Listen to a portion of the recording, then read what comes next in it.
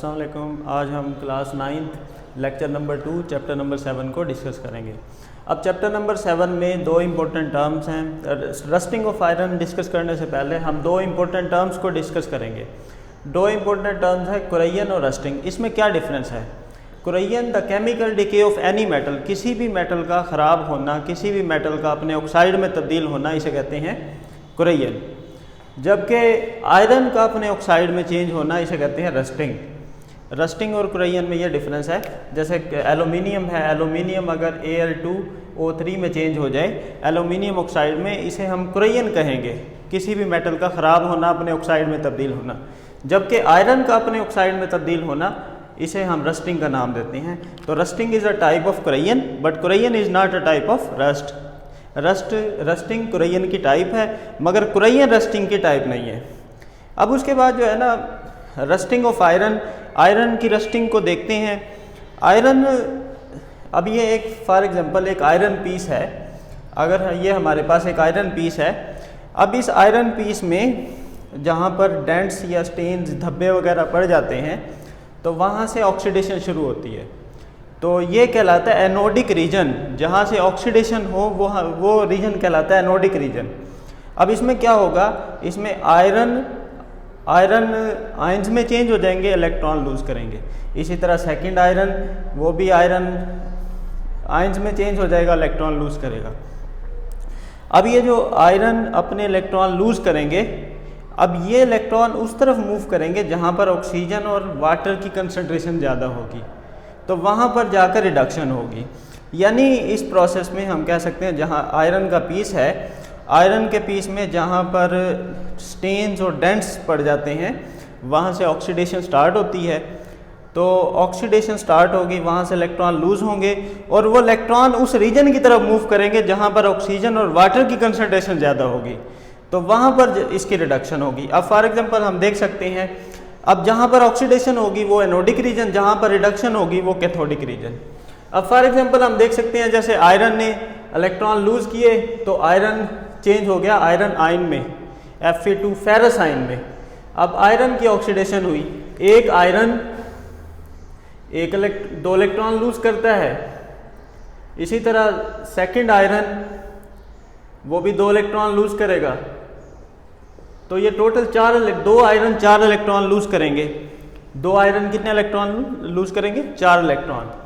अब आयरन की ऑक्सीडेशन हुई, ये एनोडिक रीजन है। अब उसके बाद अब ये इलेक्ट्रॉन उस तरफ मूव करते हैं जहाँ पर ऑक्सीजन और वाटर की कंसंट्रेशन ज़्यादा हो, तो वहाँ पर रिडक्शन होती है।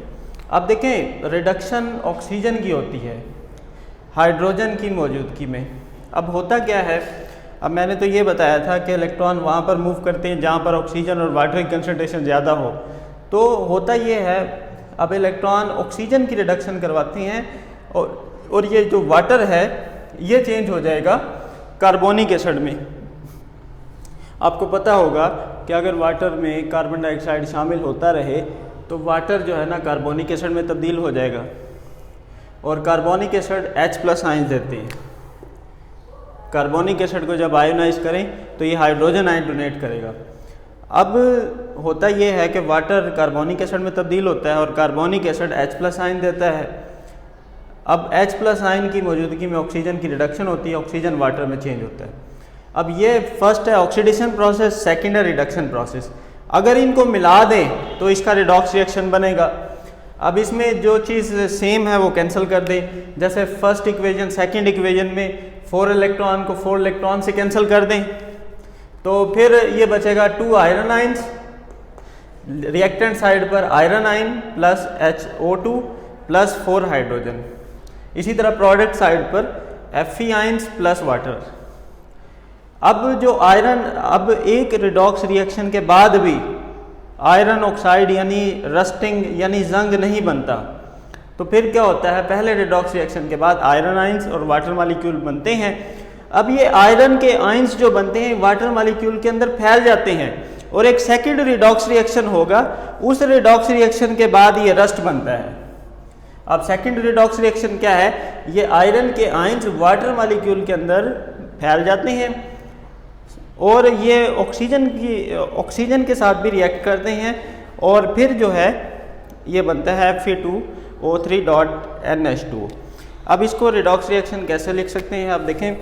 अब 2 + NH2O, इसको हम लिख सकते हैं 2H2O + NH2O। 1/2 O2 जो इक्वेशन में है, इसको सिर्फ ऑक्सीजन लिख सकते हैं।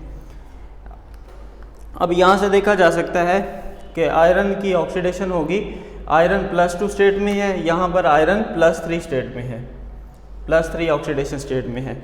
आयरन की ऑक्सीडेशन होगी और ऑक्सीजन की दोबारा से रिडक्शन होगी। तो अब आयरन की ऑक्सीडेशन होगी Fe2O3, यानी आयरन +3 ऑक्सीडेशन स्टेट में चेंज हो जाएगा, जबकि ऑक्सीडेशन की ऑक्सीजन 0 ऑक्सीडेशन स्टेट में है और यहाँ पर ऑक्सीजन -2 ऑक्सीडेशन स्टेट में है। तो ऑक्सीजन की रिडक्शन होगी, इस तरह से रस्ट बनेगा। Thank you. यह था आज का हमारा टॉपिक। इंशाल्लाह नेक्स्ट टॉपिक पर डिस्कस करेंगे।